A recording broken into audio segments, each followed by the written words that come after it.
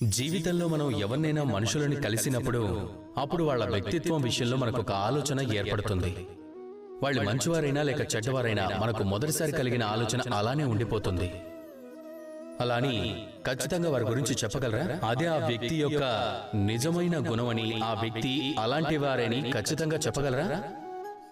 లేదు, మీరు అలా చెప్పలేరు.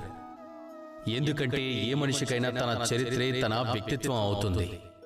అది ఎప్పటినుంచో వస్తూ ఉంటుంది. అనేక అనుభవాలు గడిచిన తర్వాత ఆ వ్యక్తిత్వం వస్తుంది. మీరు ఒక్క రోజులో అర్థం చేసుకోలేరు ఆ వ్యక్తి ఎలాంటి వారని.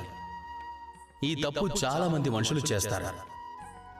కానీ ఒక మనిషి గురించి అర్థం చేసుకోవాలనుకుంటే కొంచెం సమయం తీసుకోవడం చాలా అవసరం.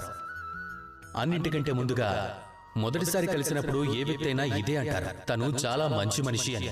కానీ తను ఎంత మంచి వ్యక్తి, ఎంత చెడ్డ వ్యక్తి అనేది అర్థం చేసుకోవటానికి మీరు ఆ వ్యక్తికి దగ్గరగా ఉండాల్సి ఉంటుంది.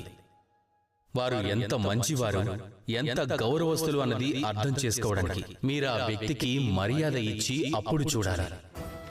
ఆ వ్యక్తులు అత్యాసపరుల దానగుణం ఉందా లేదా ఇది అర్థం చేసుకోవడానికి తనకు ధనమిచ్చి చూడాల్సి ఉంటుంది.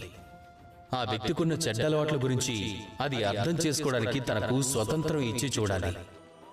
అప్పుడే మనుషులు అర్థం అవుతారు. ఒక వ్యక్తిని అర్థం చేసుకోవటం, తన వ్యక్తిత్వం ఏమిటో తెలుసుకోవటం అంత సులువైన పని కాదు.